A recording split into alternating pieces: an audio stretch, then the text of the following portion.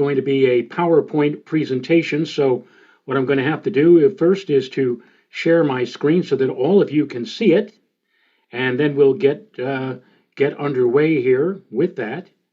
And let's see, we'll start from the very beginning. This is going to be a talk about the weather, but not so much the weather, but what you see or what you hear on TV and on radio. I'm sure that all of you have throughout your lives checked on the weather and weather forecasts, and perhaps have wondered how is it all put together and how did it begin? So this is what this particular presentation is going to be about. And as Francisco mentioned, at the end of this, which should be in about an hour, we will open the microphones and take questions from those of you patrons in the audience. I should also point out that this particular talk is also being carried by my colleague, Meteorologist Joe Rao. Now, some of you will remember Joe from Pix 11. He was for many years the weekend meteorologist on Channel 11 in New York.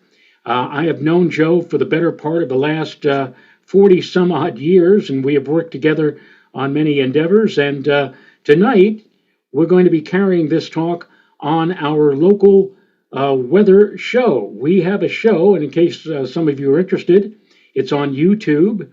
It's called, as you would expect, the Joe and Joe Weather Show. I was very happy to give top billing to Joe. But in any case, we're streaming this particular talk tonight on our regular weather show. We normally do a show on weather Sunday through Thursday nights at about 7:35 in the evening. And on most occasions, we're off on Friday and Saturday. However, when the weather gets really active, well, then we come on even on Friday and Saturday nights. Not sure yet whether or not we're going to be doing that this week. This is a very active weather week. But in any case, right now, we're not talking so much about the current weather, but about what is the weather presentation all about. First slide that you see here, a little whimsical comic about this gentleman stepping outside and looking up at the sky, and he says, frankly, I don't like the look of the weather. Well, I have to tell you that as far as I'm concerned, when you watch your local newscasts at night, I think the most important part of the newscast, and in fact it has been proven by consultants, television consultants, the most important part of the newscast is not the news, it's not the sports, it is the weather. The weather drives the newscast. I don't care what you're doing and who you are and where you're going. The first thing in the morning when you wake up, you look out that window and take a look and see what's going on out there, and you have to, of course, adjust accordingly, whether it's raining, snowing, or bright and sunny. And in order for you to get an idea of what's going to happen, you need to tune in and get your latest weather forecast, and that is exactly why I believe that the weather stands alone in terms of most reports either on radio or on television. Now here you see an artist's conception of what the very first weather forecasts were all about. Back in 1871, way back, the very first weather forecasts were being sent out via telegraph, and there wasn't really a very large network. In fact, I want to show you, this is the very first, and this was from the War Department, out of which the United States Weather Bureau came from. This is the weather map for January 1st, 1871. And as you can see on this map of the United States, not all that much to show you. There were a handful of weather stations across mostly the central and eastern part of the country. In fact, nothing really beyond the Continental Divide out west. And being hooked up by telegraph, they would send their weather observations every few hours. And then from that, a weather forecaster would attempt to try to make hay as to what is going to happen weather-wise over the next 2 or 3 days. Now, it doesn't look like very much here. This is, again, 1871. But 30 years later, just 30 years after the very first weather map was made, take a look. This was quite a bit different. Now, a lot of weather stations appearing across the entire lower 48, all the way out to the west coast. And not only that, but now we have enough observations to actually make an analysis of where high pressure systems and low pressure systems are and where the areas of precipitation happens to be taking place. This was from January 1st of 1901. And in fact, enough observations to put together an actual weather forecast. The forecast box that you see here gives the idea of what's going to happen in the nation's capital, Washington, D.C. But you can see that weather information, the transmission of weather information, multiplied very quickly over a time span of just 3 decades. And as we move further along, other inventions began to appear, like radio. Now, here is somebody who I don't think anybody knows, unfortunately, but he is rather famous because he is the first. His name is Jimmy Fiddler, and he was radio's original weatherman. In fact, he got started way back in 1934 in Muncie, Indiana, on the radio. And by the time we got to the 1950s, 1952, he was providing broadcast training for the National Weather Service in Washington, D.C. He was the first weatherman for the Today Show. I'm sure many of you have watched the Today Show, and nowadays, and we'll get more into that in a few moments, Al Roker is the guy who provides the weather forecast nationwide on the Today Show, but the guy who was the very first, I guess he was working with Dave Garroway when the Today Show first started back in the early 1950s, was Jimmy Fiddler. He was also the chief meteorologist for the Crosley Broadcasting Company in Cincinnati from 1964 to 1971.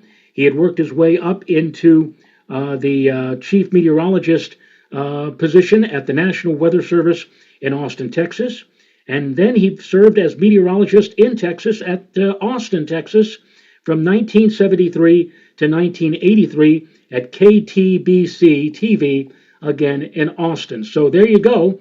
The guy who started it all on the broadcast airwaves in 1934 and lasted for a full 50 years was this guy, Jimmy Fiddler. Now, we saw a few moments ago the weather map and how it evolved from 1871 to 1901. And here you see a weather map that was published in the New York Times. The New York Times has a very significant and has always had a very large weather section, almost a full page. And back in the 1940s, early 1940s, had you purchased a copy of the Times and turned to the weather, this is what you got. I mean, it was not simply the forecast for today, tonight, tomorrow. They gave you everything. They gave you a long diatribe, if you will, a long summation of the weather across the entire country. They gave you, they gave you complete weather forecasts, not just for the New York metropolitan area, but as you can see here, they also provided weather for the Ohio Valley, the Tennessee River Valley, the Great Lakes region, the Upper Mississippi Valley. My goodness. And also they provided hour-by-hour records from Central Park, from New York City. And they also provided a weather map. And this was the same weather map that was issued on a daily basis from then the United States Weather Bureau, we now know as the National Weather Service, and even an explanation, a narrative summary of what and how to look at and understand the weather map. This was, again, published in the New York Times. The data for this particular map dates back to August of 1941. Now, I show you this now because 1941, as you are well aware, many of you from remembering history, was a very significant year because on December 7th, 1941, Japan started the World War II with the United States, and suddenly we were plunged into a full-fledged World War, the Second World War. But this had a very significant factor in weather forecasting on radio, on television, and especially so in the newspapers. Now, you saw a few seconds ago what the New York Times provided. Let me show it to you one more time. This was the part of the weather page from the New York Times before World War II began in early 1941. Then World War II came along, and then things changed. Because after World War II started, weather forecasts were suddenly cut back significantly because it was concerned that perhaps our enemies, Japan and Germany, might be using the weather forecast to actually help them in their fight against the United States. And in fact, in the New York Times, after World War II, if you wanted to get a forecast, a weather forecast, this was it. This pretty much was what you got out of the New York Times from that tremendous amount of information and data that you received on the weather page in 1941 before World War II. After World War II, look at what happened. It got cut back to this little change in temperature today, temperature max, min. That was it. That was your whole weather forecast in the New York Times after the beginning of World War II. This was because of a new division, a new office that was set up, the United States Office of Censorship's Voluntary Code of Wartime Practices for the Press and for Radio. Because of the fact, again, that there was concern about perhaps our enemies utilizing the weather forecasts and the weather information that might help them otherwise during the World War, we cut back on everything in terms of providing weather information to the general public. Here you see an article from the New York Times, this article writing about weather signs for amateurs. And it says here in the very first paragraph, Uncle Sam no longer makes daily weather forecasts to the public, but vegetable, fruit, and flower plants know nothing about restricting their use of water, nutrients, and other necessary raw materials to help win this war. They keep growing in spite of the Japanese threat, and they must have had their water and have it all the time. And so this particular article was trying to teach normal people, man on the street, how to forecast the weather by looking up at the sky, reading the skies, reading the clouds, trying to help them to accentuate their knowledge of meteorology because, again, of the tremendous cutbacks in weather information, weather data, which resumed, thankfully, after the end of World War II in 1945. Here's an interesting little piece of information, a little tidbit that maybe some of you were unaware of.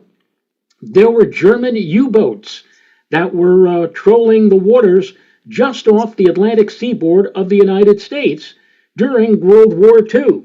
And in fact, in one particular case, the U-boat was sighted, and we were able to commandeer it and the people who were on board that German submarine. And interestingly, when they searched the submarine and they searched the men, the Germans who were on this U-boat, they found in the pockets of one of these German spies this, a copy of the Old Farmer's Almanac. Now, this dates back to 1942.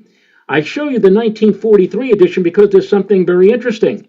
Before 1943, the Farmer's Almanac, the Old Farmer's Almanac, had on its cover weather forecasts.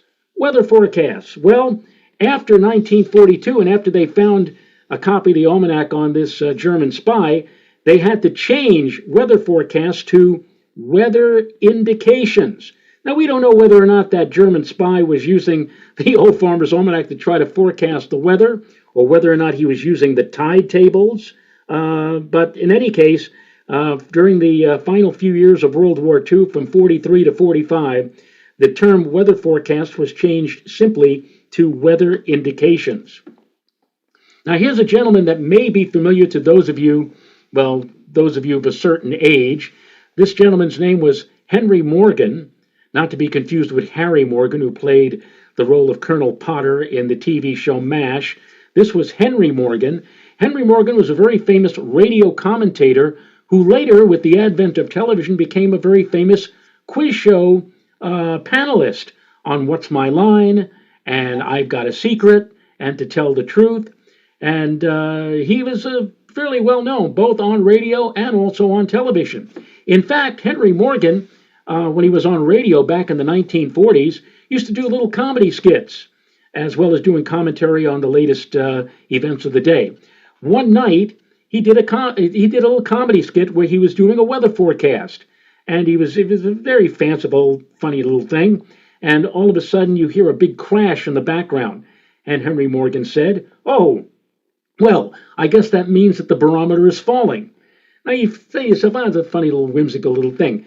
The next day at radio station WNBC, Mr. Morgan got a visit from several people from the federal government who were not too happy with the fact that Mr. Morgan was doing a whimsical little parody on weather forecasts in this time when we were not allowed to broadcast weather forecasts. And in fact, they even brought up the part about the barometer falling. Henry Morgan said to them, he said, it was a skit. It was a comedy act. I mean, what is this all about? And one of the people from the government told Henry Morgan, "Yes, we understand, Mr. Morgan, but what if it was true?" The barometer falling. So that gives you an idea of how closed in the weather forecasts were during the time of the Second World War. But then after World War II, things opened up again. And here you see a couple of people who were very famous, both on radio and television, a comedy team.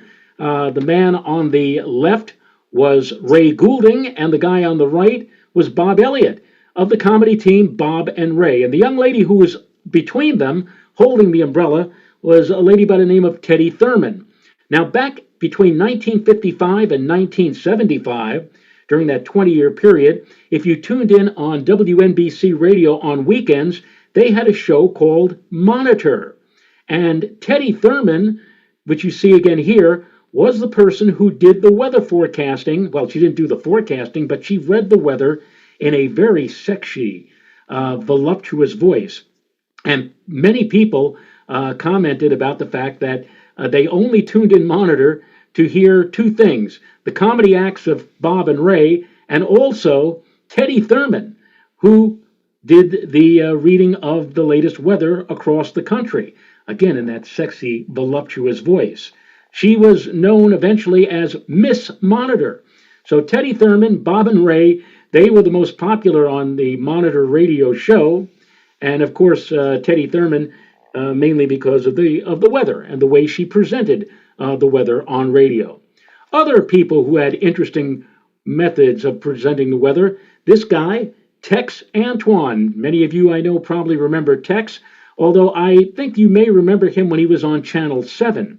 WABC TV back in the 1970s. But during the 50s and 60s, Tex was on NBC on Channel 4. And during that time, during the 50s and 60s, sponsored by Con Edison, he worked with his sidekick, Uncle Wethby. Weth, W-E-T-H for Weth, and B for Bureau, Wethby. And what he would do each night, while he would do the weather, he would dress up Uncle Wethby in accordance to what the weather was like. You can see here that this forecast was indicating sunny, but hazy and hot, 95 degrees. Well, no wonder Uncle Wethby was wearing an ice bag on his head to keep cool. And you say to yourself, this is crazy. But you want to know what? During the 1950s and 60s, there was nobody on television more popular than Uncle Wethby and Tex Antoine. In fact, Tex won an Emmy in 1961. And when he won the Emmy, it wasn't just his name on the gold plate at the base of the Emmy. It was to Tex Antoine and Uncle Wethby for presenting the weather on NBC TV Channel 4, again in 1961. So there was, and this is, I guess you could say that Tex, he was not a meteorologist. Let me stress this point. He was actually on radio and was an announcer on radio for a number of radio programs. The most noteworthy was the religious show The Eternal Light on WNBC network radio. But then one day in 1947, they called Tex into the corporate office and said, "Tex, beginning next week, we're going to put you on television. You're going to present the weather on our local affiliate here in New York, Channel 4. Tex knew nothing about weather. Absolutely nothing.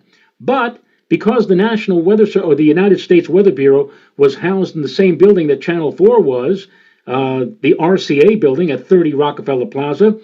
On his daily routine would be to go down the hallway or wherever it was to the Weather Bureau, speak with some of the weather forecasters there, make notes, and then when it was time for him to step in front of the camera, Tex did his shtick, and he created Uncle Wethby. And I say that he's not a meteorologist, but let me tell you something. Tex did this for over 20, 25 years, and in time he began to learn on his own certain facts about the weather. For example, the Weather Bureau might say to Tex, well, we have a cold front coming through tomorrow. It's going to be dry. It's going to come on through and nothing's going to happen.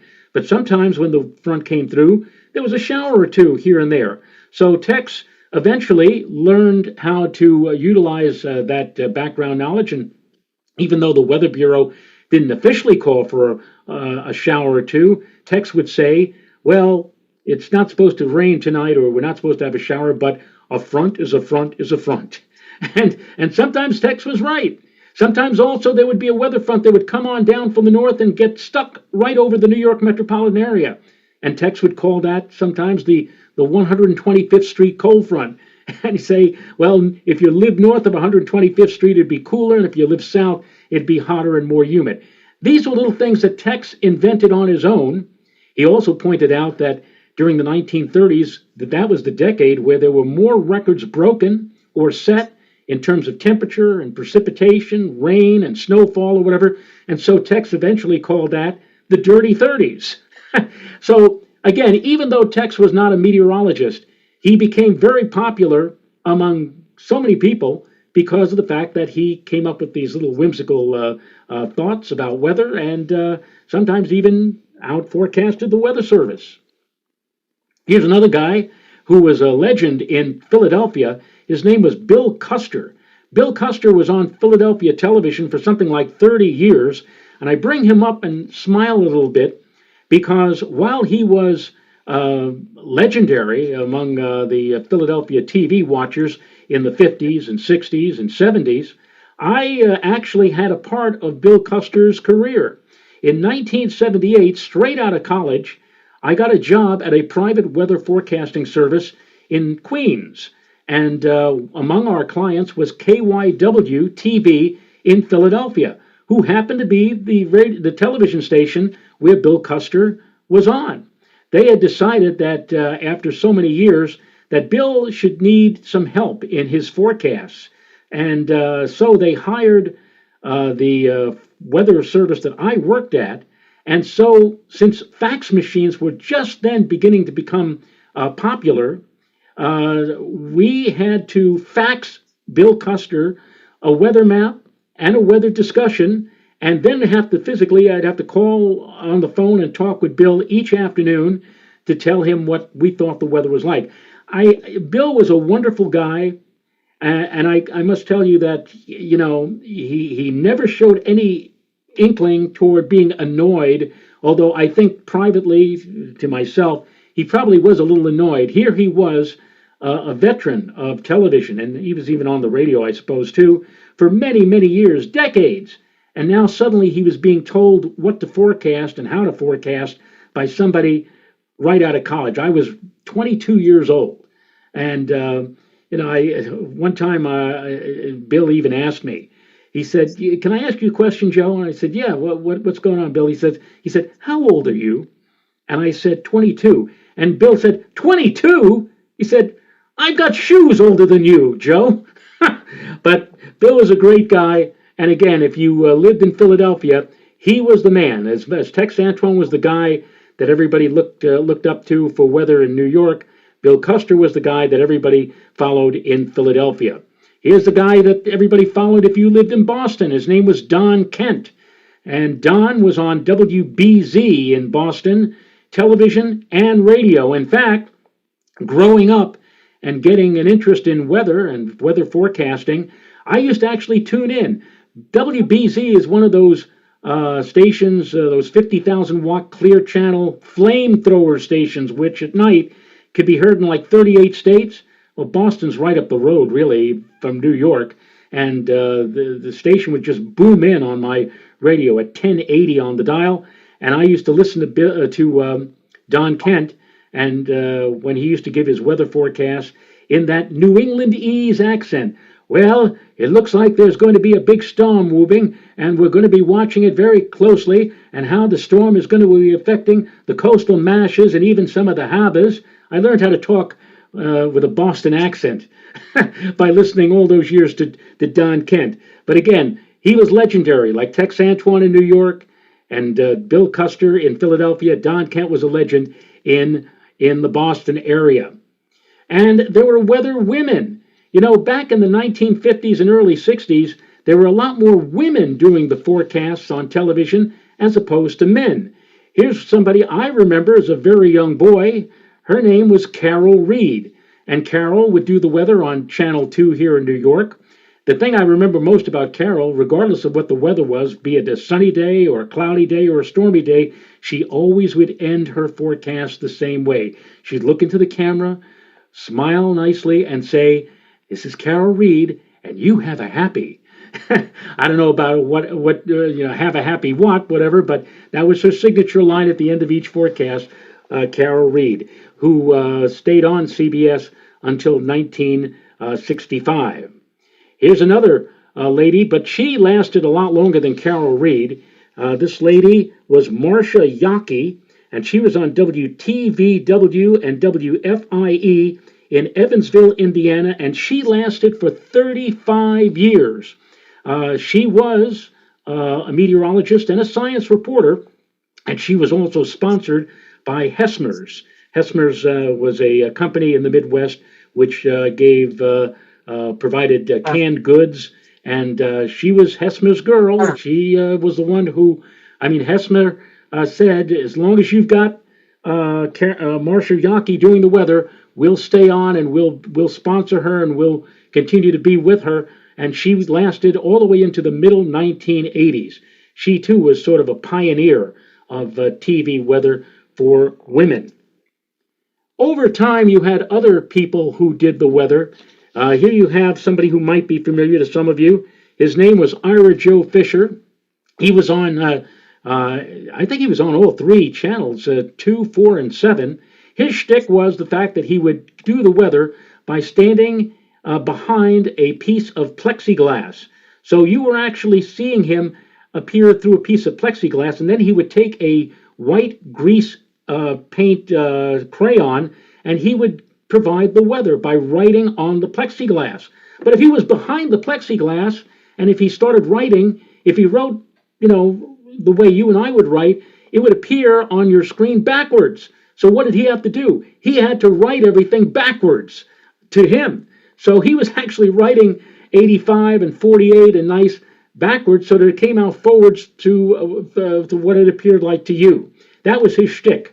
And he was not a meteorologist, but again, that was how he kept people entertained with the weather. And here was the man.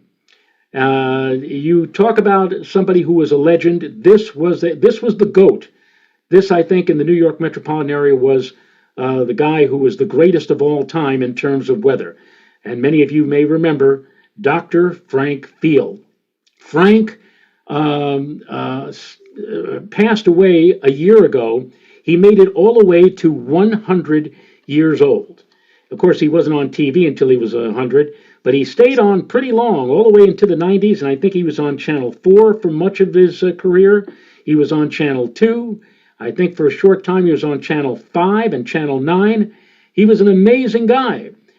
He was a science reporter for many years on NBC Channel 4, not only doing the weather, but also doing reports on medicine. He introduced to the New York metropolitan area and to the community at large the Heimlich maneuver, for example.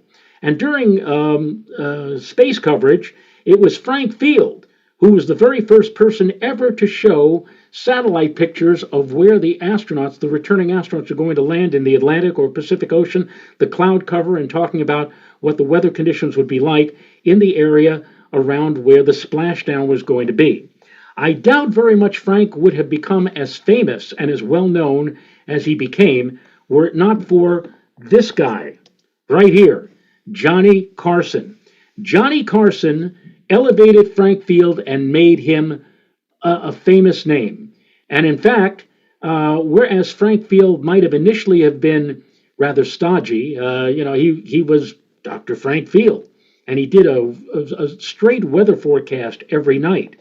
But when Johnny Carson was doing the Tonight Show out of the New York metropolitan area, starting in 1962, watching local TV, he came across Frank Field and found him to be rather interesting, rather funny.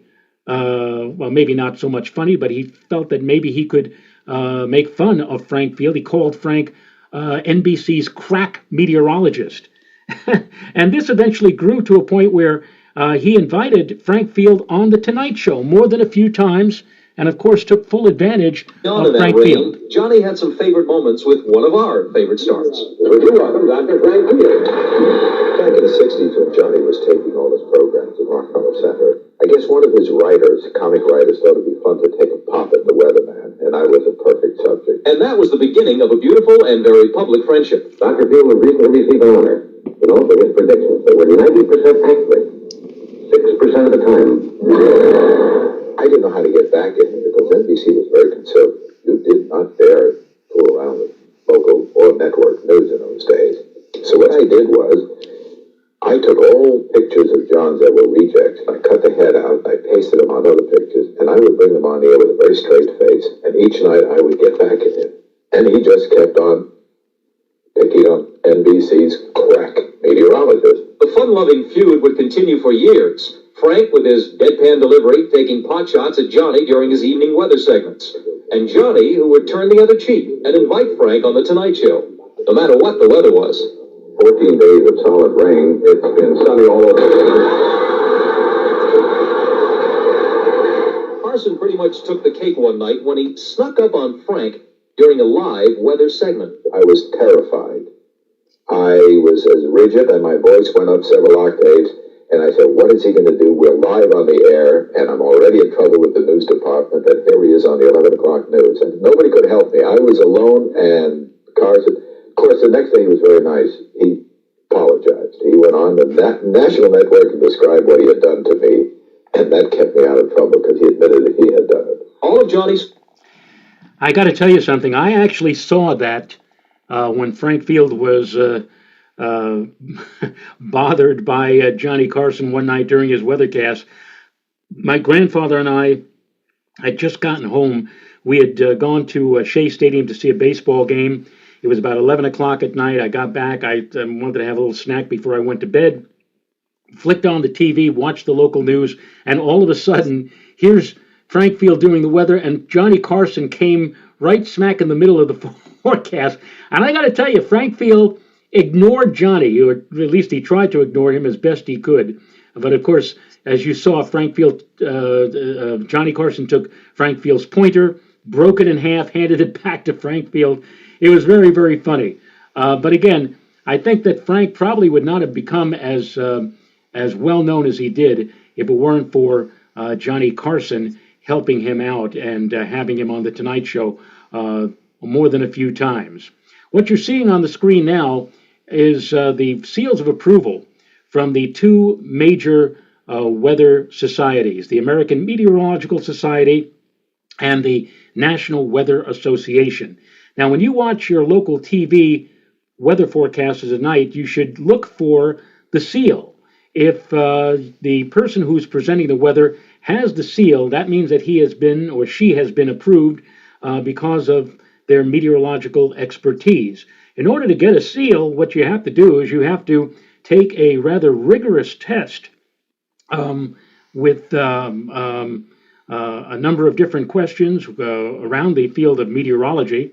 And then after you take the test, if you passed it, then you would have to provide tapes of your performance on camera, which would be judged by a committee, either at the AMS or by the NWA. And if they felt that you were a good and responsible weather forecaster and didn't have Johnny Carson walk in on you and break your pointer, you would get the seal of approval. And so look, the next time you're watching television, look at the bottom when they show you the name of the person providing the weather and see whether or not you see the seal. If so, you will know that that person has been approved by either the American Meteorological Society or the NWA, the National Weather Association. But there are other people who were not meteorologists who made their mark.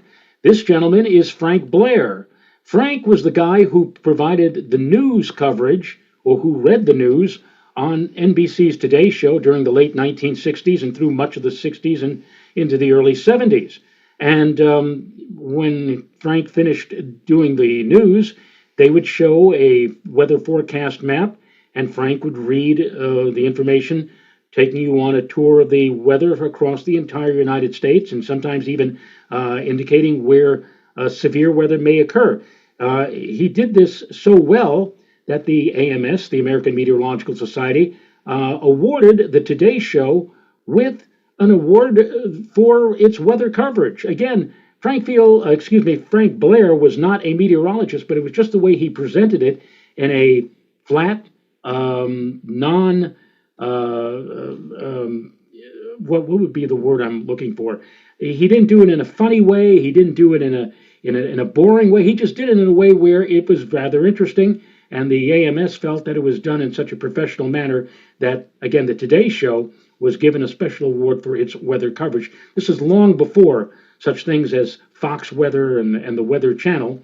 But over time, things began to change at the Today Show. They felt that while Frank Blair was very good, that maybe they could spice things up a little bit by maybe getting a real meteorologist. And they did.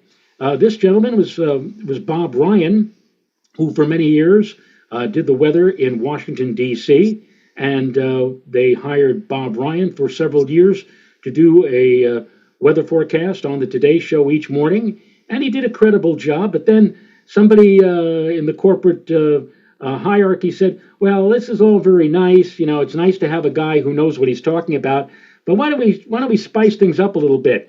Why don't we have somebody who's funny? And they replaced Bob Ryan in the late 1970s with this guy, who many of you may remember. That's Willard Scott.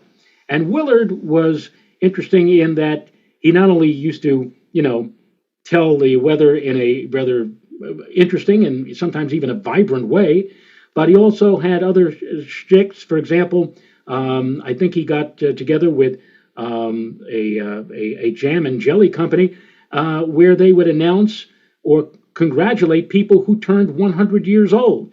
They would announce their birthday, or Willard would during the course of his presentation of doing the weather, which made him extremely popular. I mean, all of a sudden, NBC, the Today Show, is getting besieged by people writing to them saying, hey, I'm going to be 100, or hey, my Aunt Tilly's going to be 100. Can you have Willard mention her on his weather forecast? In addition, as I said, Willard did things that were, probably would not have been approved by the AMS. For example, one time, for reasons I don't even know why, he decided he would get dressed up as Carmen Miranda and do the weather on the Today Show. And, that didn't sit too well with some of the people on the Today Show, most notably their host at the time, Brian Gumbel. But when the time came for Willard to move on to other things, he passed the torch along to another rather funny and whimsical guy by the name of Al Roker. And I'm sure many of you know Al. Al still is at the helm of the Today Show to this very day, especially when they step outside, or when Al steps outside to do the weather. He's out there with that big jovial face. Al is not a meteorologist. He did get an AMS seal, however, because he was able to pass the rigorous test by the AMS. I guess you can say that Al's degree was more in jocularity as opposed to meteorology, but he was a very popular guy, and again has maintained a presence on the Today Show to this very day. Now, there were other places where you could get your forecast. Back in 1982, the gentleman you see on your right was John Coleman. John was, you talk about legends in certain TV markets, John was well known in Chicago. And John would do the weather and did the weather for many, many years in Chicago. And one time he had an idea. This was again when cable television was just coming into its own. He said, well, why can't we have a TV cable station that provides weather 24/7? We'll call it the Weather Channel. And he was one of the people who put together what we know today as the Weather Channel, and even had computer graphics. You see what he has before him here, the Weather Star, and this would provide you with weather graphics and the latest forecast straight from the local National Weather Service office every 10 minutes or so on your TV screen. It became quite an innovation. And in fact, when the Weather Channel signed on again in 1982, they had Meteorologist, which provided you with the latest information, not just for your local area, but weather across the country. And here you see one of their meteorologists, Mark Mancuso, and he's giving you an idea of what the wind chills are going to be like. Look how cold it was out in the northern plains that particular day. Wind chills of 40 to 60 below zero. Now, this was all fine and well. It had a reasonably large audience, but then somebody at NBC Universal decided that, hey, this might be interesting. Maybe we ought to purchase or buy out the company that owns the Weather Channel and call it our own and kind of spice things up. Maybe these are the same people who had the idea of spicing things up by getting rid of Bob Ryan and hiring Willard Scott. In any case, they did do that, but things began to change slowly. For example, here you see one of the meteorologists talking to none other than Elmo from Sesame Street. They figured, well, maybe this would help draw in young people, children, and maybe they could learn the weather by seeing us talk to one of the Sesame Street characters. They also decided that they would start naming storms during the wintertime. Well, NOAA, the National Weather Service, they named storms in the summertime hurricanes. They gave names to them. Why don't we, the Weather Channel, name wintertime storms? Of course, the National Weather Service does not approve of that, but there's nothing that they could do about it. And so here you see, for example, I guess during a conversation about Winter Storm Pearl, one of their meteorologists talking to Elmo of Sesame Street. But then things really started to change. The initial idea of the Weather Channel was do the weather 24/7. Do the weather so that when you turn on the Weather Channel at any time during the day or night, you would get the latest weather. You'd see the latest forecasts. But then sometime, I think it was about 20 years ago, again, somebody at NBC Universal said, well, that's all well and good, but why don't we have other things? Why don't we show weather-themed movies like Twister? So now suddenly, instead of tuning into TBS or American Movie Classics to watch a movie, you could tune into the Weather Channel at specific times and watch weather-related movies like Twister and The Perfect Storm. Then things really started to go crazy. Things really started to go out of control. I mean, got to the point where you couldn't even tell the Weather Channel from the way it was back in the early 80s to the way it is seemingly today. Here, for example, is Guy Fieri from the Food Network. Why they had Guy Fieri come on to stand there and do a weather forecast, I don't know. I guess you see he's wearing his Johnny Garlic shirt there. But in any case, things changed so much at the Weather Channel. Again, all more for entertainment purposes, I think, as opposed to providing you with, admittedly, during major storms, we don't have Guy Fieri. We have legitimate, incredible meteorologists. But again, you've got so many different things happening now at the Weather Channel.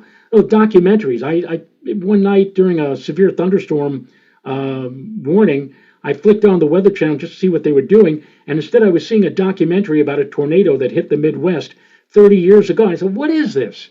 I mean, you're supposed to be getting the latest forecasts of weather. You're not supposed to see documentaries about past events, past weather.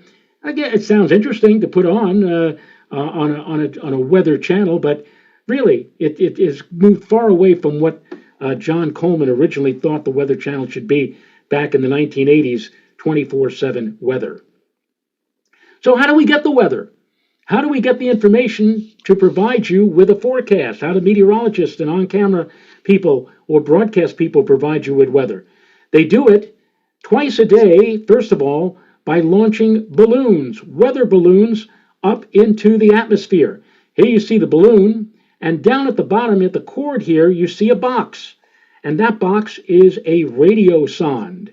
This radiosonde contains it's a package of weather instruments, which provides data on temperature and humidity and wind information as well. So each day, twice a day, at 0 hours and 12 hours Greenwich Mean Time, that corresponds to 7 a.m. and 7 p.m. Eastern Standard Time, twice each day, not just here in New York, but all across the country and all over the world at the same time, weather forecasting services, countries, let loose with these radiosondes up into the atmosphere. It's an interesting device. They have a GPS receiver, they have a pressure sensor, they have humidity sensor, temperature sensor, and an antenna. Well, what's the antenna for? The antenna is to transmit all of this weather information as the balloon goes up and samples various layers and levels of the atmosphere. It is transmitting that information via radio back to the place or the source where the balloon was initially launched. And then as all of that data is collected, that collected data is then forwarded to one main source. In our case here in the United States, it's forwarded to Washington, D.C., actually Suitland, Maryland, where they have the big supercomputers which take all that data, crunch all the numbers, and produce the weather maps and weather information that we use to formulate a daily weather forecast for your TV and for your radio stations, as well as for your local national weather service outlet. And again, these radiosondes go up, up, up. They can go up as high as 75,000, even as high as 100,000 feet. You see, as you go up into space, the balloon that carries this information, the radiosonde boxes, expand. If you know anything about meteorology, or if you know anything about Earth and planetary science, you may be familiar with Boyle's gas law. And Boyle's law tells us that as a balloon ascends into the higher levels of the atmosphere, the gas that's inside of the balloon gradually expands, so much so that by the time it gets to, let's say, 70, 80, 90,000 feet, the balloon eventually expands to a point where it just pops. And now the radiosonde starts heading down. Don't worry, it will head down, but it will not hit anybody on the head. A drogue chute or a parachute comes out, and the radiosonde lazily, gently floats down to Earth and usually lands in somebody's backyard or someplace. And whoever finds it, there's a message on the box saying, please return to your United States Post Office. And if they do that, they mail it back to the National Weather Service. The information, the instruments are recalibrated and reset, and they're used again over and over and over again. And this has been going on for years, decades now. And you might ask, well, why do you use a balloon? Why don't they use a rocket? Why don't they use an aircraft? You can't do that.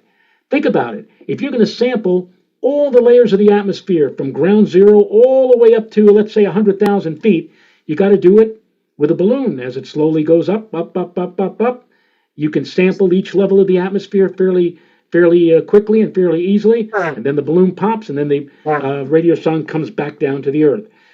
We may be in the 21st century, but so far as we can see, so far as I can see, this manner of using balloons to get our latest weather data is probably going to continue for many, many years to come.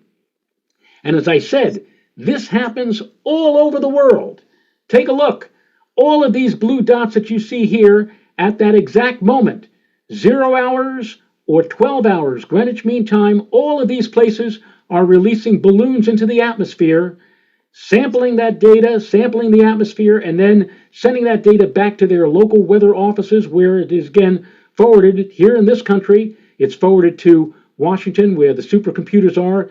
In the United Kingdom, they're forwarded to the office that provides weather for that provides the weather maps, which are known as the UK Met or the European model. You may have heard about that on your local TV station. Well, let's see what the European is calling for this storm coming our way. Canada has their own. Japan has their own batch of supercomputers. And so all of this data is shared. I think that's the most important thing of all, regardless of what's going on, regardless of what kind of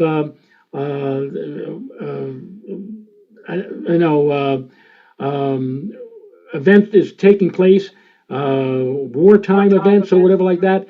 In this field of science, everything continues to be shared because the folks in Russia, the folks in China, they know that they need our weather information to help complete weather picture for what's going to be happening over Asia and over the Eastern Hemisphere.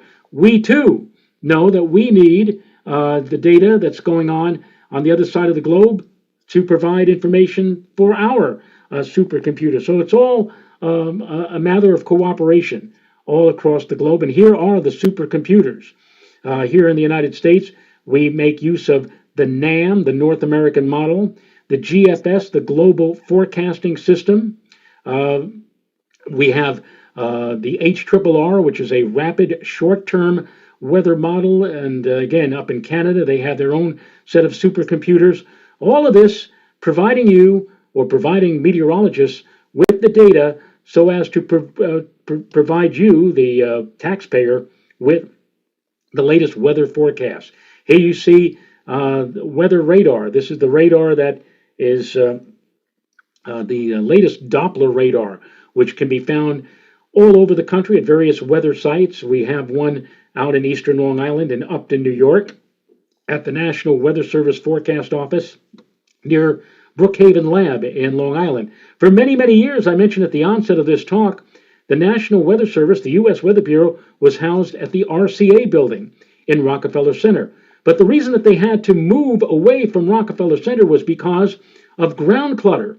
The tall skyscrapers, the buildings that were building up all around the RCA building was blocking off valuable data within the first 10 or 15 miles of the radar site.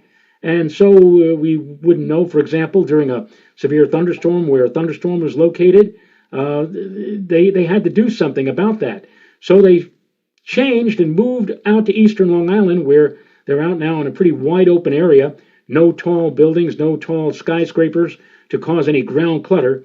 And so they are now able to better utilize, and the weather radar now is so much better, the Doppler radar, than what we used to have back in the 50s and the 1960s, providing us with not only accurate weather and radar information, but also being able to tell us accurately of the speed of these weather events, these cells of precipitation.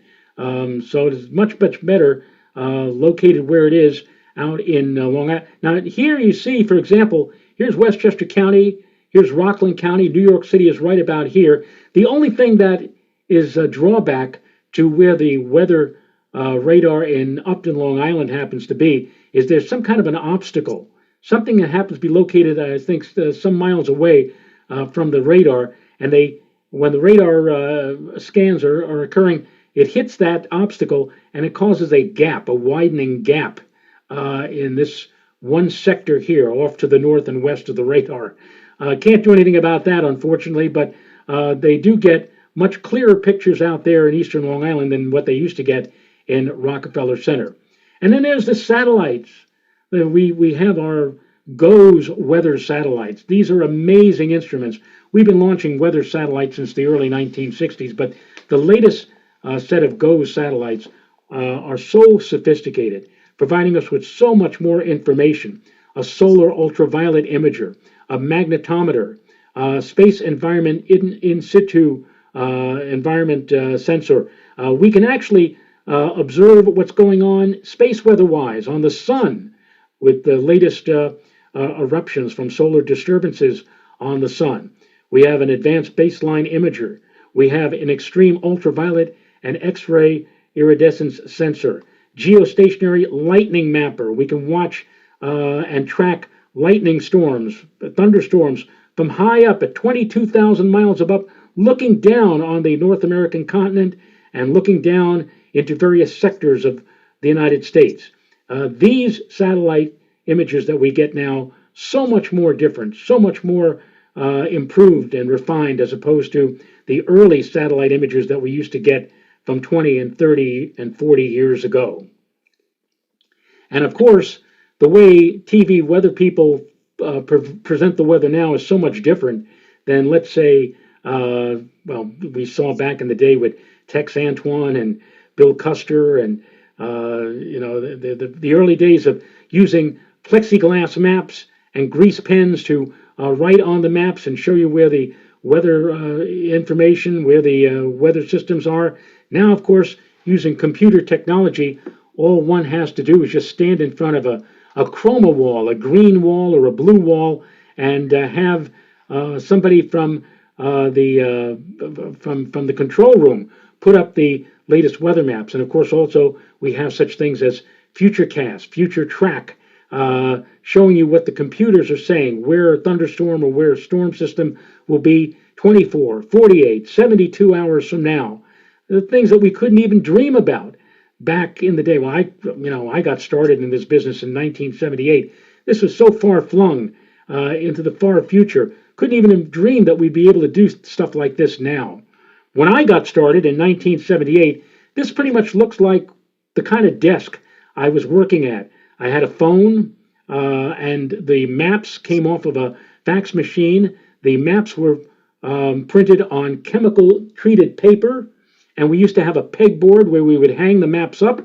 And so we had all kinds of different maps up there, and you would analyze these maps. Somebody once said, "Hey, Joe Rao, he's an old school meteorologist." Well, it's true. I used to, and so did my friend Joe Chiappi and other meteorologists of the day. We used to plot weather maps. We don't do that anymore. It's all done for us on computer. But back in the day, we used teletype information and plot what we called sectionals. We would see, we'd build up the map by plotting over a span of about an hour's time where things were happening, where the rain was, where the snow was falling, who had the sunshine. And this is yours truly. This is back, I think, in 1992 or 94, 30 years ago. I was on radio. I was doing the weather on numerous radio stations. In fact, in 17 and a half years of doing radio, I did something like 200 radio stations. I worked in 200 markets. The most notable one here in New York was WPAT. You may remember that as the elevator music or dentist's office music station. They would play nothing but instrumentals, basically, kind of like Muzak. But every so often, yours truly would break in and do the forecast on WPAT. I also ended up doing 1010 Winds for a couple of years here in New York. Eventually, I moved to television and got started first at News 12 out on Long Island. I actually used to fill in for Joe. Joe was the chief meteorologist at News 12 Long Island. And whenever Joe took off, he got me my foot in the door at News 12 Long Island. I used to fill in for him at News 12 Long Island. And eventually, when a full-time position opened up in Westchester, I ended up doing News 12 Westchester. And I was there at Westchester for 21 years. Here you see me standing in front of a blank wall, a blank green wall, the chroma wall, but I'm also looking at a TV monitor on the side, and what everybody was seeing was me in front of the weather map, not a green wall, pointing out where the latest weather systems were. That again was put up behind me by the control room. And here you see me standing in front of the temperature map. This is how I looked on TV back in the day. Again, I was at News 12 for 21 some odd years, built up a bit of a reputation, and became reasonably popular, I would suppose. So popular, in fact, that about 10 years ago, one of the local minor league baseball clubs, the Rockland Boulders, had a Joe Rao Day, and this is almost as good as getting an Emmy, I guess. They had Joe Rao Day, and they gave out Joe Rao bobbleheads. I don't know how it felt, to have 5,000 bobbleheads distributed to people as they came into the ballpark, but that's, I guess, part of being in the TV world. And also, I had the opportunity to get nominated several times for an Emmy. Did not win an Emmy, but it's hard enough to get nominated. And so here you see yours truly at one of the Emmy award ceremonies that was held at Times Square each year. Very, very wonderful to have been a part of the TV industry for all of those years, more than 2 decades, affiliated with News Channel 12. Now, before I come to an end and throw it back to all of you for a Q&A, I do want to point something out. I want to mention something that has come up in recent weeks. And this is I received this a few days ago via email from David Steinstrud. He is the president of the American Meteorological Society. And the concern, and it is a big concern in the meteorological community, is what may happen to meteorology in the coming weeks and months. Apparently, in accordance to the so-called 2025 plan that is put out by the current administration, there is talk that the National Weather Service is going to change. It's going to change significantly. In fact, it may change to the effect that the people who have worked for many, many years at the National Weather Service, the government officials, and there are many, not just dozens, not just scores, not hundreds, but thousands of people who work nationwide for the National Weather Service may be sent packing, that they may be told that their services are no longer needed, and that the National Weather Service may go away, and that weather forecasting will become privatized, that there may be a privatization of weather information. And what does that mean? Well, that means that if you're interested in meteorology now, if you have an interest in meteorology and you want to see the latest weather maps, it's very easy. You just go on your computer, go online, and you can go to the WPC, the Weather Prediction Company from the federal government, NOAA, and you can get as many of these maps as you possibly could want to see. And of course, you could also go online to other sites and see the latest weather maps, the GFS, the NAM, the European model, and you can get the latest information, the latest forecasts, free of charge on your computer. Well, if supposedly if the Project 2025 comes about and affects the forecasts of the National Weather Service, of the Weather Service, and NOAA in general, the National Oceanic and Atmospheric Administration, that may all go away. It may end up being privatized. There may be 1 or 2 or 3 companies that will sell that weather information. Sell it so that now, if you would like to get weather data, if you want to get that weather information, you're going to have to pay for it. And if you want your weather forecast, you're going to have to pay for it. The NOAA Weather Radio, some of you may have NOAA Weather Radio. You can turn on that radio right now and get the latest forecast from the National Weather Service. If there's privatization, that may go away. And there is very great concern about that in the meteorological community. And so David Steinstrud at the American Meteorological Society sending out this memorandum to all of the folks in the meteorological community, myself included, and he writes, communication with our elected representatives is crucial right now. We all have a voice, and we are stronger together than apart. AMS is working with other scientific societies to amplify our voice about the importance of our science and our community's role in service to the nation. At this critical juncture, I urge you, and I, Joe Rao, am urging all of you who are watching this right now, either patrons of the various libraries or on our Joe and Joe show tonight as we stream this live to many hundreds more. I would urge you, along with the AMS, to contact your elected representatives in the U.S. House of Representatives and the Senate and share your perspectives on our successes and their importance to our country. Whatever sector you work in, you are a valued and integral part of our weather and climate enterprise, and you should be proud of all that we have accomplished.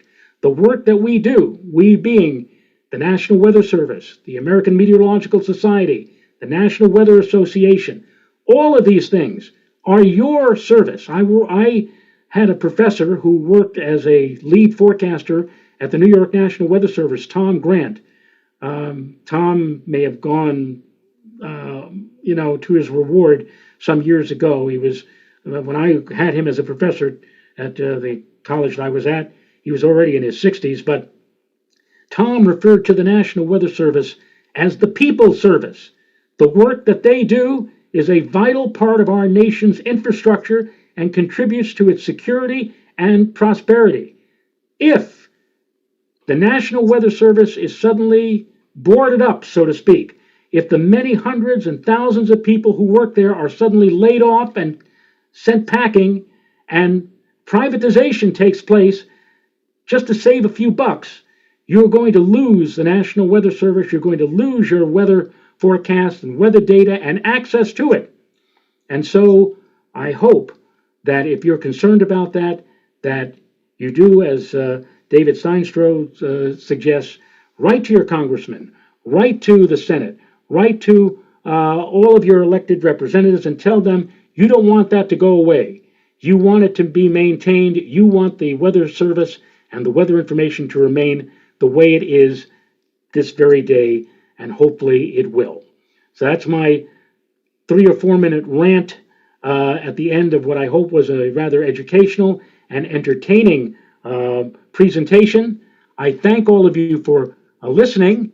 And now if you have any questions, you can unmute yourself and you can ask those questions to me concerning the weather and whatever